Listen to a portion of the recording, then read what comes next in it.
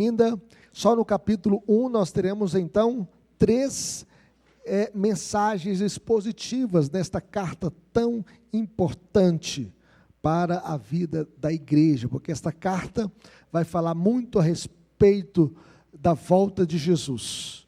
E nós iremos ver isso nesta carta durante a exposição. Então, convido os irmãos a abrirem as suas Bíblias comigo, em 1 Tessalonicenses, capítulo 1, verso 6 até o verso 10. E hoje nós iremos falar sobre a igreja modelo. Falamos sobre a verdadeira identidade da igreja, falamos sobre a fé verdadeira, e hoje nós iremos falar sobre o tema a igreja modelo. A igreja de Tessalônica era uma igreja modelo. Então abra sua Bíblia, convido os irmãos a se colocarem em pé para que possamos ler esta passagem juntos. Primeira Epístola de Paulo aos Tessalonicenses, capítulo 1, verso 6 até o versículo 10.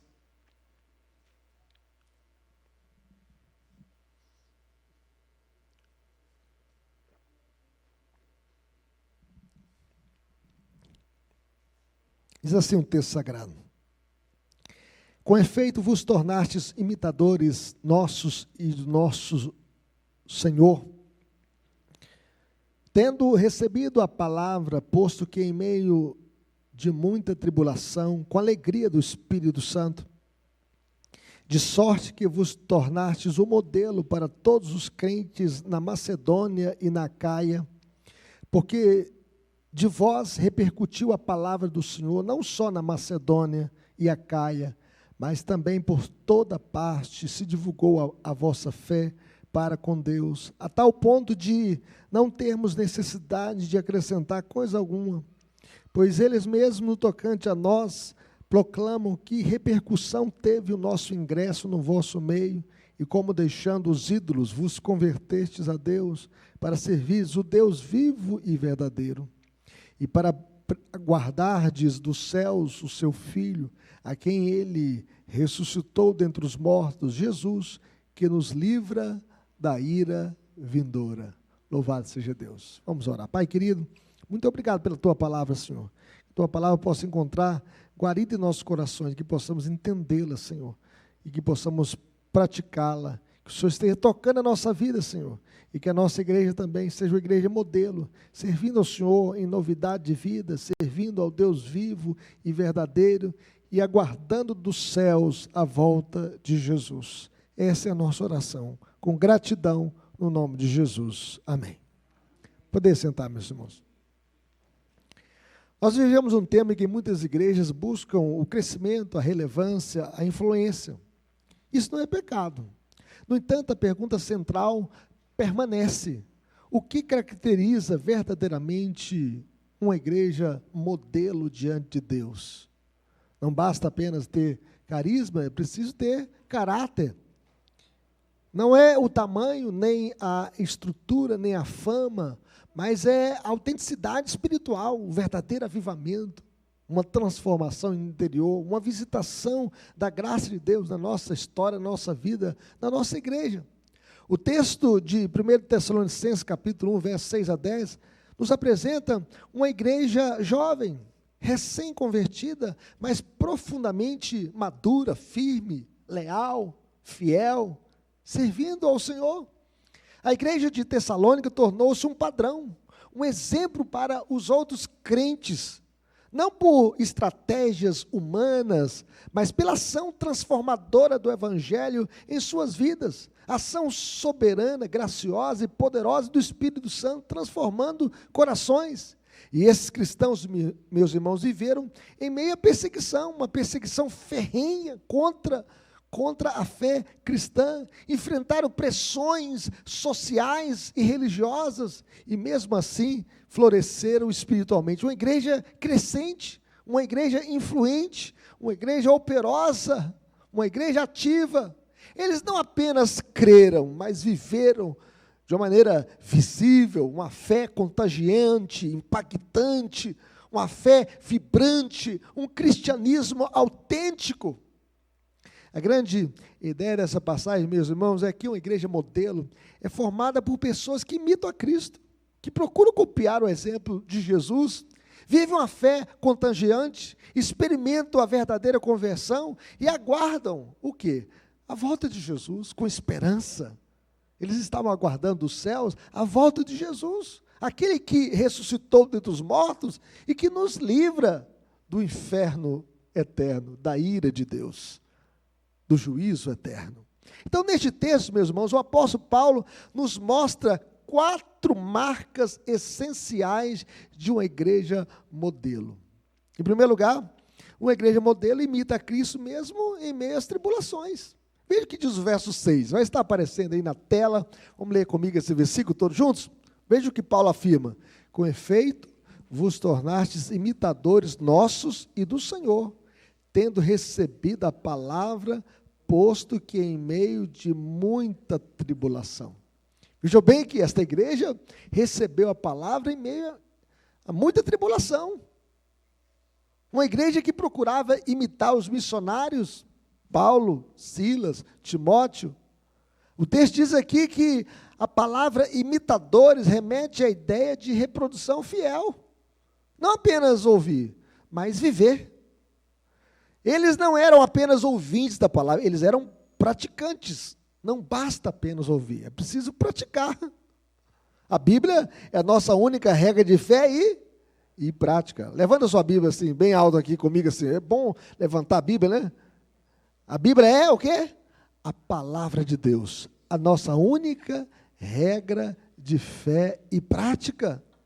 Nós somos praticantes da palavra, meus irmãos. Os tessalonicenses imitaram quem? O exemplo de Paulo. Já pensou? Paulo, um apóstolo nascido fora de tempo, Silas, companheiro de Paulo, e Timóteo, que também se tornou um grande cooperador, um grande pastor em Éfeso, um colaborador. E eles também copiaram o exemplo de Jesus. Há aqui uma cadeia espiritual: Cristo, os apóstolos, a igreja e outros. Isso é discipulado, meus irmãos. Os tessalonicenses não apenas ouviram o evangelho, eles seguiram o caminho da cruz. Jesus chega a dizer: se alguém quer vir após mim, a si mesmo o quê? Se negue, tome a sua cruz e siga-me. E cruz é sinal o quê? De sofrimento, de renúncia, de morte. Jesus também se regozija, meus irmãos, em meio à tribulação. Jesus, certa feita, reuniu os seus discípulos e falou assim: olha, no mundo passais o quê? Por aflições. Tende bom ânimo, eu vencer o mundo. Então ninguém está isento da dor, ninguém está isento da decepção, ninguém está isento da frustração. Todos nós enfrentamos decepções, frustrações e sofrimentos na vida. Em outras passagens bíblicas, Paulo chega a dizer o seguinte aos Coríntios, capítulo 11, verso 1: sede meus imitadores, como também eu sou de Cristo. Veja bem que nós imitamos Paulo, mas olhando para Cristo, porque ele imitava Cristo. Efésios 5:1, ele fala assim: sede imitadores de Deus, nós devemos imitar a Deus. Então, eles receberam a palavra em meio a muita tribulação, com alegria do Espírito Santo. Apesar da dor, apesar do sofrimento, apesar da tribulação, apesar da aflição, eles tinham alegria no Espírito Santo. Eles imitaram aqui os apóstolos que se retiraram do sinédrio. Lembra os apóstolos que se retiraram ali do sinédrio? Regozijando-se por terem sido considerados dignos de sofrer afrontas por esse nome. E diante do sinédrio eles foram açoitados. Eles foram proibidos de pregar o evangelho. E quando eles se retiraram alegres. Alegres. Alegria no sofrimento, meus irmãos. Vamos lembrar um pouquinho, quando a gente volta Atos 16, por exemplo, Atos 17, de 1 a 9, foi a fundação da igreja de Tessalônica. Então, Paulo recebeu aquela visão antes de passa a Macedônia e ajuda-nos, e Paulo então foi para Filipos. Para Filipos ele pregou para Lídia e Lídia se converteu. Ele orou por uma jovem adivinhadora e ela foi liberta. E por causa disso, Paulo ficou preso. E aí na prisão, Paulo e Silas oravam e cantavam louvores a Deus. Eles foram açoitados, eles estavam sofrendo, eles estavam ali presos, né, naquela cadeia, e cantavam louvores a Deus.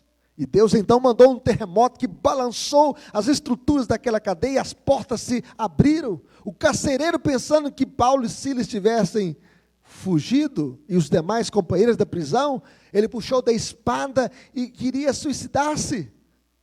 E Paulo olhou de dentro da cadeia, onde ele estava ali com uma candeia, uma lamparina, algo semelhante, e Paulo falou: não te faças nenhum mal, porque todos nós aqui estamos. Então ele pegou aquela lâmpada e foi até o interior da cadeia e viu que todos os presos ali estavam. E trouxe Paulo e Silas para fora e fez a pergunta mais importante da vida dele: que devo fazer para que seja salvo? E Paulo respondeu: crê no Senhor Jesus e será salvo tu e a tua casa. E o carcereiro, naquela mesma hora da noite, foi batizado, ele e toda a sua família. Ele creu em Cristo Jesus, ele entregou a sua vida ao Senhor. Então, em Filipos, Paulo e Silas foram presos, foram açoitados, mas mesmo assim, cantaram louvores a Deus à meia-noite. Esse testemunho, meus irmãos, ficou gravado na mente dos tessalonicenses, porque Paulo saiu de Filipos, foi para Tessalônica, e agora eles estavam vivendo a mesma realidade, sofrimento, mas alegria. Lembra de Jason? Jason, ele foi arrastado de sua casa. Já pensou? Alguém invadir a sua casa e te tirar dentro da sua casa, arrastando você para a presença das autoridades, porque você crê em Jesus? Porque você hospedou os missionários? Jason, é isso mesmo a pronúncia? Né? Jason, é igual Jalon, né? Jalon, Jason. Então nós podemos perceber que ele foi arrastado uma vez que ele hospedou os missionários. Ele sofreu perseguição religiosa. Nós podemos perceber que apesar do sofrimento, esses irmãos estavam alegres no Espírito Santo. A pergunta que nós devemos fazer para nós mesmos, meus irmãos: a nossa fé é visível ou apenas verbal? Somos imitadores de Cristo ou somos apenas admiradores? Conseguimos manter a alegria mesmo em meio à dor? Fico pensando naquele hino que a gente canta, né? O hino 108 fala assim: se paz a mais doce me deres gozar, se dor a mais forte sofrer, ou seja o que for, tu me faz saber, sou feliz com Jesus, meu Senhor. Esse irmão perdeu os seus filhos no naufrágio, e apesar da dor, ele cantou este hino. A história registra que ele fez só este hino, não compôs nenhum outro hino, mas esse hino marcou a sua vida e marca a nossa vida até hoje. Uma igreja modelo, meus irmãos, não foge do sofrimento, ela o atravessa com alegria sobrenatural, porque a nossa alegria é uma pessoa, a nossa alegria é Jesus, o nosso Salvador. A alegria do Senhor é a nossa força. E Paulo chega a dizer aos filipenses: alegrai-vos sempre no Senhor. Outra vez vos digo, alegrai-vos no Senhor. Mas em segundo lugar, meus irmãos, uma igreja modelo se torna exemplo para outros. Veja o que diz o verso 7. Vamos ler esse verso 7? Todos juntos?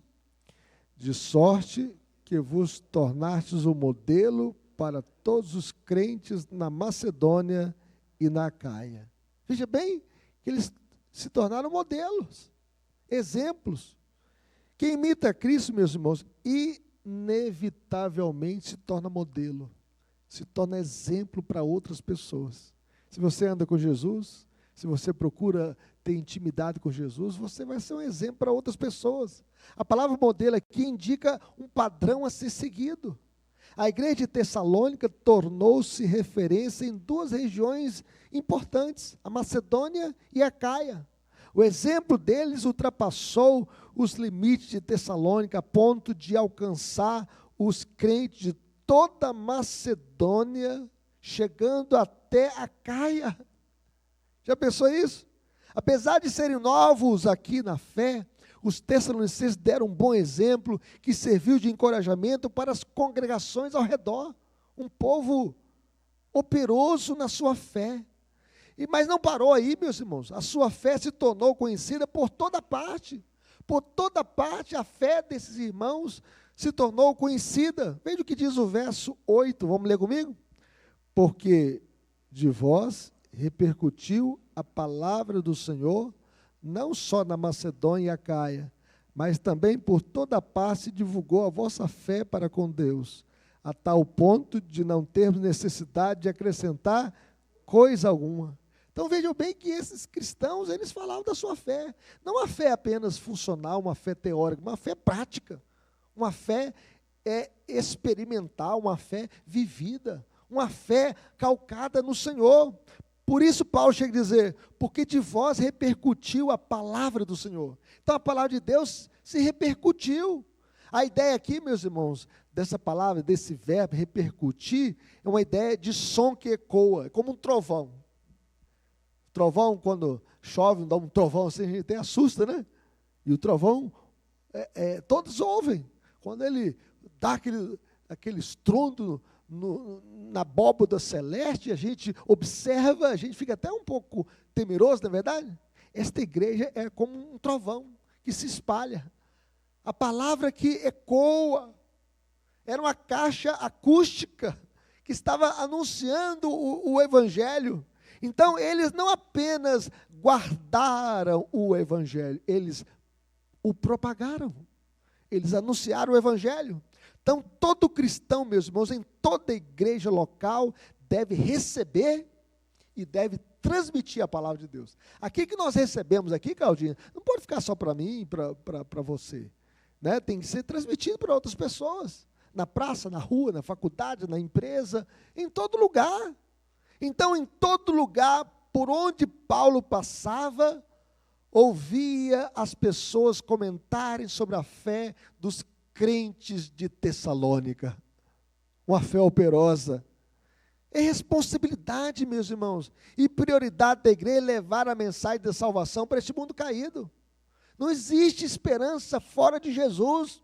A esperança não está na ciência, não está na política, não está na educação. A esperança está em Cristo. Cristo. Não está na Suprema Corte, né? Juízes envolvidos ali no Banco Master. Gente do Congresso que já ganha tanto desviando o dinheiro dos velhinhos do INSS. Nossa esperança não está nesses homens, mas em Cristo, para mudar corações, só Ele. E aqui nós podemos ver que Tessalônica era um centro estratégico, uma cidade estratégica. Veja esse mapa aí, para os irmãos entenderem. Eu pedi para colocar o mapa, só para os irmãos verem, porque às vezes a gente lê, né, e a gente não observa o mapa. Está vendo o mapa ali? Aquela bota ali é o quê? A Itália, né?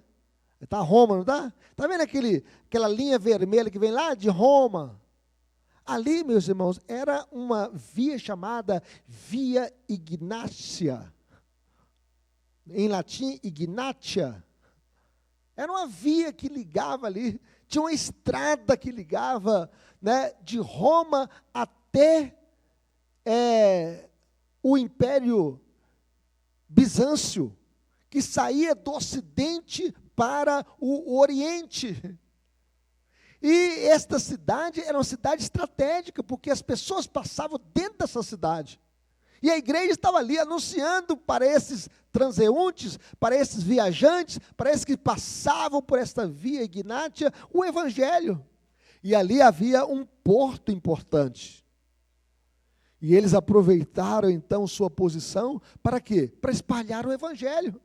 Naquele tempo não tinha internet, não tinha televisão, não tinha rádio, mas tinha esta estrada onde eles aproveitavam essa estrada para levar o evangelho. A gente pode observar aqui, tem a linha de trem que sai aqui de Belo Horizonte, né? a Vitória, né? Ou de Minas, Vitória. Os missionários naquele tempo, senhor Elias, aproveitaram, os pastores. Você pode pegar ali, onde tem o trem passa, tem parado, tem uma igreja presbiteriana. Os pastores aproveitavam, né, para evangelizar. Aí foram o evangelho para Tumitinga, Resplendor, Conselheiro Pena, até chegar em Vitória. Vitória nós temos, todos a cidade de Vitória, nós temos uma igreja presbiteriana. Então nós podemos perceber, quando o evangelho chegou em Governador Valadares, o pastor que saiu lá de leste de Minas, pegou o trem, né, e foi, parece, para Vitória, e depois foi para Valadares, para levar o evangelho. pegou uma parte a cavalo e outra parte usou o trem. Então nós podemos perceber que eles aproveitavam então a posição para espalhar o evangelho. Imagine, meus irmãos, uma pedra lançada na água. Não sei se você já fez essa experiência. Quando você joga uma pedra na água, num lago assim, não dá aquelas ondas? Não dá aquelas ondas? As ondas se espalham em todas as direções. Assim era a fé dos Tessalonicenses. Eles espalhavam a fé em Cristo em todas as direções. Nós devemos fazer uma pergunta para nós mesmos: a nossa fé está ecoando ou está silenciosa? As pessoas conhecem Cristo por meio de nós? Estamos aproveitando as oportunidades que Deus nos dá para pregar o evangelho, seja no posto de saúde, seja na vizinhança, seja na rua, seja na praça, seja nas mídias sociais, seja nas suas viagens, seja dentro do ônibus, seja dentro do metrô, seja dentro do trem, seja em qualquer lugar. Ecoe a sua fé para outras pessoas. A palavra repercutir ali quer dizer ecoar a fé. Nós não somos chamados, meus irmãos, para sermos agentes secretos de Jesus. Tem muito crente que é assim, né? Passa 4 anos na faculdade, ninguém sabe que ele é crente, ele é um agente secreto de Jesus. Ou 4 anos na empresa, ninguém sabe que ele é crente, porque ele é um agente secreto de Jesus. Jesus não tem agente secreto não, meus irmãos. Jesus que é uma igreja modelo, uma igreja proclamadora do evangelho. Uma igreja modelo, ela não está centrada em si mesma, ela impacta o mundo ao seu redor. Mas, em terceiro lugar, meus irmãos, uma igreja modelo vive uma conversão verdadeira. Veja o que diz o verso 9. Vamos ler esse texto? Todos juntos?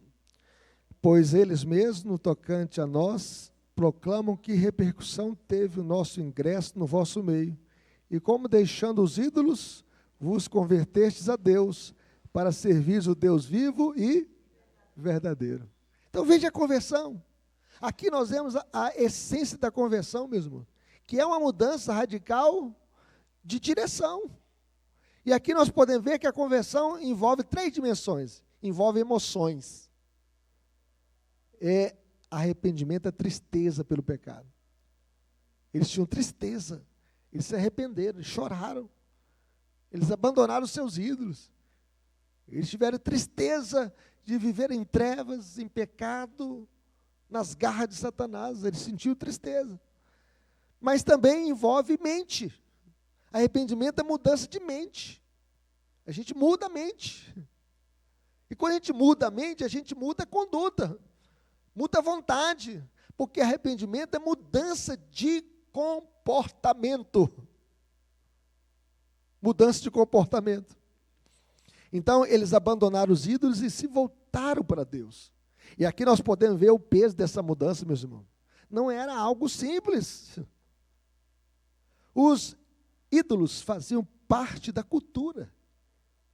Imagine comigo aqui uma cidade mesmo, onde as festas do padroeiro são o principal evento do ano. E a pessoa, agora eu não vou mais participar da festa do padroeiro, Santo Antônio, o São Roque. Ele então abandona a idolatria. Então pense numa cidade onde toda a comunidade se envolve com procissões, novenas e mais sendo carregada pelas ruas. Eu não sei se vocês já viram isso. Pessoas antes carregavam as imagens, adorando-as. Os ídolos faziam parte da tradição familiar. Lembra aquelas novenas que as pessoas faziam em casa, os textos, né? Pense em alguém cuja família sempre reuniu todos os parentes em data específica para reza diante de imagens, acender velas, pagar promessas. Vocês nunca viram isso? Era um rompimento, meus irmãos. Eu tinha um parente, né? Nossa família chama Costa, né? E ele se converteu, né? Largando a idolatria. Ele falou assim: de costa estou para a igreja romana, de costa eu continuarei. É um rompimento mesmo. Algumas pessoas em Governador Valadares, quando o evangelho chegou, eram proibidos de estudar nas escolas. A igreja fundou a escola, o colégio presbiteriano. Algumas cidades do país eram proibidas de sepultar no cemitério por causa da conversão. O missionário Simon não pôde ser sepultado no cemitério lá em São Paulo, porque era missionário protestante. Foi proibido. Então ele tem que fazer um cemitério para ele, para que ele pudesse ser sepultado aqui no Brasil. Então nós podemos perceber que romper com isso pode ser visto como rejeitar a própria família. Os ídolos faziam parte da identidade social daquele povo. E eles abandonaram os ídolos para adorar o Deus vivo e verdadeiro. E abandonar os ídolos era uma revolução mesmo. Era uma mudança radical. Em Atos 14, verso 15, Paulo disse aos homens de Listra, que tinha ali, eles chamaram Paulo de Mercúrio e de Barnabé de Júpiter, queria adorá-los, queria sacrificar bois em prol, né, de Paulo e Silas, porque Paulo orou para um homem aleijado e ele andou. E agora eles queriam prestar culto para ele. Esses que estão aqui são deuses em figura humana. Eles queriam prestar culto a Paulo e Barnabé. Aí Paulo falou: senhores, por que fazeis isto? Nós também somos homens como vós, sujeitos aos mesmos sentimentos, e vos anunciamos o Evangelho, para que dessas coisas vãs vos convertais ao Deus vivo, que fez o céu, a terra, o mar e tudo que neles há. Só esse que nós adoramos, meus irmãos. Os ídolos são coisas vãs. Veja o contraste: os ídolos são mortos, falsos, impotentes. Os ídolos têm boca e não falam, têm olhos e não veem, têm mãos e não apalpam, e som nenhum lhe sai da garganta. Mas Deus é vivo, Deus é verdadeiro, Deus é todo-poderoso. Tudo que existe está nas mãos de Deus. Ele que nos dá respiração e tudo mais. Os ídolos são incapazes de ajudar, de socorrer. Não adianta acender uma vela para o ídolo, porque ele não pode fazer nada. Mas Deus é todo-poderoso e socorro na nossa angústia. A Bíblia diz que o Senhor é socorro bem presente na nossa tribulação. Na nossa tribulação. Imagine comigo, meus irmãos. É como alguém, né, que viveu anos em um quarto escuro. Já pensou viver anos em um quarto escuro? E de repente sai para a luz do sol. Ele nunca mais deseja voltar para a escuridão. Quem conhece a luz não quer voltar mais para as trevas. Quem conhece Jesus, meus irmãos, nunca mais quer voltar para o espiritismo, para a idolatria. Quem conhece Jesus quer andar na luz, porque se converteu ao Deus vivo. Quais são os ídolos, meus irmãos, modernos em nossa vida? Existem outros ídolos também modernos hoje. O dinheiro como ídolo. Uma pessoa que organiza toda a sua vida em função de ganhar mais. Como disse um homem para mim: ó, pastor, para mim Deus é dinheiro no bolso. Porque eu vou no hospital, o médico cobra a consulta, eu falo que tem dinheiro e sou atendido. Você fala que tem Deus, ele não vai te atender. Aí eu perguntei assim: e o dia que você morrer? O que você vai fazer? Não, vai deixar tudo aí. Então o dinheiro não resolve tudo.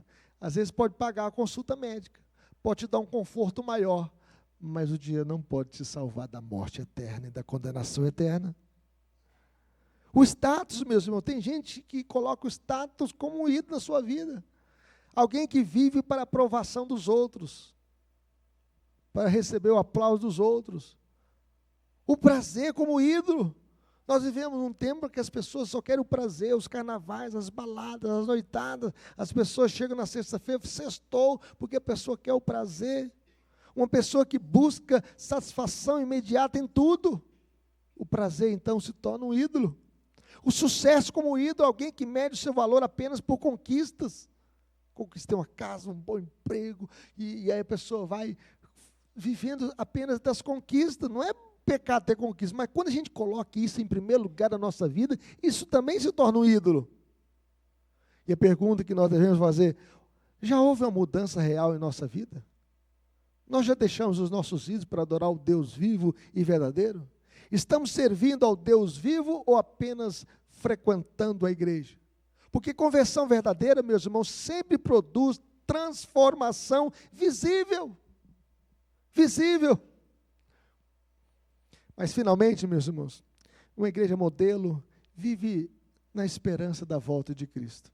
Veja o que diz o verso 10. Vamos ler esse verso 10, todos juntos? E para guardar dos céus o seu Filho, a quem ele ressuscitou dentre os mortos, Jesus, que nos livra da ira vindoura. Veja que a fé dos Tessalonicenses estava firmada em Cristo. Eles aguardavam Jesus. E aguardar aqui significa esperar com alegria. Eles esperavam a volta de Jesus. Aguardar aqui significa esperar com confiança. Eles confiavam em Jesus. Esse Jesus que foi assunto aos céus, ele voltará para buscar a sua igreja. E eles esperavam também com preparação, com santidade. Eles não apenas criam na volta de Cristo, eles viviam a luz da sua volta. Eles aguardavam Cristo a qualquer momento. Em Mateus 24:30, a volta de Jesus será pessoal, visível, poderosa e gloriosa. Vamos ler Mateus 24:30? Dá para colocar esse texto? Olha o que diz esse texto. Esse texto é maravilhoso, porque esse texto mostra que a volta de Jesus será pessoal. Vamos ler juntos? Então aparecerá no céu o sinal do Filho do Homem. Todos os povos da terra se lamentarão e verão o Filho do Homem vindo sobre as nuvens dos céus, com poder e muita glória. Então veja bem que Jesus mesmo vai voltar, o Filho do Homem. Aparecerá no céu o sinal do Filho do Homem. Não vai ser o arcanjo Miguel, o anjo Gabriel, foi o próprio Cristo que disse que voltaria para buscar a sua igreja. E vai ser uma volta visível. Todos os povos da terra o verão. Uma volta visível, e vai ser também uma volta poderosa, meus irmãos. Naquele dia, ele vai dizer para Satanás, e para os ímpios, apartai de mim, malditos, para o fogo eterno, preparado para o diabo e seus anjos. Mas naquele dia, ele vai dizer também para os salvos, vinde benditos do meu Pai, para a posse do reino, que vos está preparado desde a fundação do mundo. E naquele dia, os mortos em Cristo ressuscitarão primeiro, e nós, os vivos, seremos transformados num abrir e fechar de olhos. Os céus vão se rasgar, e Jesus descerá para buscar o seu povo, e colocar um ponto final em toda a nossa dor, em todo o sofrimento, em toda a perseguição. Será um dia glorioso para a igreja, mas será um dia terrível também para os ímpios. Os povos da terra se lamentarão. Aqueles que não estão preparados vão se lamentar. Em Filipenses 4:5, Paulo diz que perto está o Senhor. Perto está o Senhor. Nós não sabemos o dia nem a hora, mas perto está o Senhor. Em Apocalipse 1:7, João falou sobre a volta de Cristo. Eis que vem com as nuvens. E todo olho verá, até quantos o traspassaram, e todas as tribos da terra se lamentarão sobre ele, certamente, amém. Todo olho verá. Jesus voltará para buscar a sua igreja. Jesus, meus irmãos, é o centro da nossa esperança. Jesus é o centro da nossa esperança. Ele é o ressuscitado dos mortos. Ele vive eternamente. Ele é a garantia da nossa ressurreição. Ele é o nosso Salvador. O texto fala aqui de Jesus que nos livra da ira vindoura. A ira vindoura, meus irmãos, é real. A ira vindoura é justa. Não é um julgamento injusto de um tribunal humano. Não, é justo. O julgamento divino é justo. E é inevitável para o pecador. Não tem jeito de escapar. Não tem jeito de manobra jurídica. Não tem jeito do jeitinho brasileiro. Não tem um habeas corpus para livrar a pessoa do julgamento. Será inevitável para o pecador. Todos nós compareceremos diante do tribunal de Cristo. A ira de Deus, meus irmãos, é a execução do seu justo julgamento contra aqueles que violam e se opõem à sua lei. E como a lei de Deus tem sido quebrada, Não terás o Deus diante de mim? Não farás para ti mais escultura? E muitas pessoas adorando os seus deuses. Não tomarás o nome do Senhor teu Deus em vão? E muitas pessoas zombando do nome de Jesus. Lembra-te do dia de sábado para o santificar, e muitas pessoas não tirando nenhum dia na semana para adorar a Deus. Honra teu pai e a tua mãe, que é o primeiro mandamento com promessa, e muitas pessoas quebrando o mandamento da família, destruindo a família, destruindo o casamento. Não matarás, quanto homicídio, não adulterarás, quanta pornografia, quanto adultério, quanta família destruída, quanta imoralidade. Não adulterarás.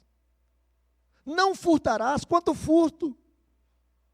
Furto na rua, furto da bolsa de uma idosa, furto do INSS, corrupção nas estatais, corrupção na administração pública. Não furtarás. Deus é contra o furto, contra o roubo. O texto mostra aí: não dirás falso testemunho contra o teu próximo. Não cobiçarás a mulher do teu próximo, nem a casa do teu próximo, nem nada que pertence ao teu próximo. Quantas pessoas quebrando a lei de Deus, e Deus está irado. Irado com o quê? Contra o pecado. Mas Cristo, meus irmãos, nos livra aqueles que creem em Jesus. O único que pode perdoar o pecador é Cristo, e todos nós somos pecadores, e é por isso que nós corremos para Jesus. Só Ele pode salvar o pecador. Em João 3:36 está escrito o seguinte: por isso quem crê no Filho tem a vida eterna. O que todavia se mantém rebelde contra o Filho não verá a vida, mas sobre ele permanece a ira de Deus. Aguardar Cristo, meus irmãos, é como preparar a casa para a chegada de um hóspede muito amado. Quando a gente recebe um parente de fora, vai passar o Natal, a gente arruma a casa, faxina, limpa o banheiro, prepara a cama, coloca um forro novo, e a gente espera aquele parente, né, para que ele seja bem recebido na nossa casa, tudo organizado, com expectativa e alegria. Mas, meus irmãos, nós devemos também preparar a nossa casa para encontrar com Jesus. Nós não podemos ficar despreparados. Segundo Hernandes Dias Lopes, para aqueles que estiverem despreparados, a segunda vinda de Cristo será um dia de trevas e não de luz, de desespero e não de esperança, de juízo e não de salvação. Para a igreja que se converteu, que abraçou o evangelho, que se tornou modelo, irradiou sua bendita influência, não existe mais condenação, porque essa igreja está preparada. A igreja é liberta da ira de Deus quando crê em Cristo. E Jesus, Ele levou sobre si na cruz toda a nossa maldição. Ele levou sobre si na cruz a nossa ira, a ira que pesava contra nós. Jesus a levou na cruz do Calvário. Ele foi moído pelas nossas transgressões, pelas nossas iniquidades. Ele foi traspassado pelas nossas transgressões. E a Bíblia diz que não há mais condenação para aqueles que estão em Cristo Jesus. A cruz de Cristo, meus irmãos, foi um meio usado por Deus para nos livrar da condenação eterna, do inferno eterno. Existem muitas pessoas: não, pastor, não existe o inferno. Jesus disse que existe. Eu prefiro crer na palavra de Jesus. E Jesus disse que o inferno é onde o bicho não morre, nem o fogo se apaga. E Ele veio a este mundo morrer pelos nossos pecados para nos livrar da ira vindoura. Estão vivendo, meus irmãos, como quem espera Jesus? As nossas prioridades refletem essa esperança? A nossa vida está preparada para a sua volta? Porque uma igreja modelo vive com os olhos nos céus e os pés na terra. Nós estamos olhando para os céus, aguardando a volta de Jesus. E estamos com os pés na terra, pregando o evangelho da graça de Deus. Concluindo, meus irmãos, a igreja de Tessalônica nos mostra que uma igreja modelo não é uma igreja perfeita, porque não existe igreja perfeita, mas uma igreja verdadeira, uma igreja autêntica. Ela imita Jesus, ela copia o exemplo de Jesus, ela influencia outros, ela vive uma conversão verdadeira, ela espera a volta de Jesus. E esta igreja estava no centro de um grande movimento. Deus operou nela, operou o novo nascimento, e ela respondeu com fé, uma fé verdadeira, uma fé ativa, e o mundo então foi impactado com a fé desta igreja. Aqui nós podemos ver que é o ciclo da graça de Deus. Olha como é que é a graça de Deus na vida da gente. Esse ciclo da graça de Deus na nossa vida. Deus age, o povo responde com fé, outros são alcançados e Deus é glorificado. Que Deus nos abençoe, meus irmãos. Aplicações finais para a nossa vida. Como viveremos, meus irmãos? Primeiro, vivendo com a fé genuína. Uma fé imitável. Que possamos viver de tal maneira que outros possam olhar para nós e ver o brilho de Jesus refletido em nossas atitudes, em nossas palavras, em nossa conduta, na nossa vida, na nossa família, nas nossas decisões. Como viveremos, meus irmãos? Em segundo lugar, sendo agente de propagação do Evangelho. Olha, não guarda a sua fé só para você, espalhe essa fé. Leve essa semente de esperança para outras pessoas. Você compartilhando o Evangelho, você pode ganhar uma alma para Cristo. E a Bíblia diz que uma alma para Deus vale mais do que o mundo inteiro. Não guardemos a mensagem que nós recebemos, vamos transmiti-la. Façamos a nossa fé ecoar. A fé tem que ecoar em casa, no trabalho, na igreja, na universidade, na empresa, na rua, na sociedade, em todo lugar. Faça a sua fé ecoar e repercutir em todo lugar. Mas finalmente, como viveremos? Viveremos preparados para a volta de Jesus mesmo. Eu gostaria que Jesus voltasse hoje e colocasse um ponto final em todo o mal. Jesus possa voltar e que estejamos preparados para esse momento, que possamos viver hoje como se Cristo fosse voltar hoje, agora. Organizemos a nossa vida espiritual, meus irmãos. Vamos organizar a nossa vida espiritual, priorizando o tempo com Deus, a leitura da Bíblia, oração, comunhão, tão bom. Reunião de manhã, 6 horas, a gente dorme mais cedo. O segredo de levantar cedo, Leila, é dormir cedo. Dormiu cedo, a gente chega, né? 6 horas da manhã aqui, que bênção poder estar em comunhão com os irmãos, orando. Então, mesmo com a rotina cheia, e todos nós temos uma rotina cheia, meu irmão. Eu sei disso. Muitas coisas que nós temos, muitos desafios. Mesmo com a rotina cheia, coloque o Senhor em primeiro lugar na sua vida. Ah, pastor, minha agenda é muito cheia. Mas coloque Deus em primeiro lugar na sua agenda. Antes de tomar decisões importantes na vida, seja no trabalho, nos relacionamentos, nos investimentos, pergunta, isso tem valor eterno? Isso agrada a Deus? Eu estou tomando essa decisão? Deus vai ser glorificado? Isso vai abençoar pessoas? Isso vai edificar vidas? Tome decisões à luz da eternidade. Viver preparado para a volta de Jesus não é viver com medo, mas é viver com propósito. É viver com propósito. Como é que é viver com propósito, pastor? Orando, buscando sempre a direção de Deus em tudo, servindo, trabalhando, santificando a vida, santificando a família e evangelizando. Vamos continuar cumprindo a nossa missão até que Jesus volte para buscar a sua igreja, porque nós aguardamos o Filho de Deus vindo dos céus para buscar o seu povo. Louvado seja Deus. Vamos colocar em pé, meus irmãos. Vamos orar ao Senhor. Vamos pedir, Senhor, eu quero ser uma igreja modelo. Vamos clamar isso ao Senhor. Vamos pedir isso ao Senhor. Pai querido,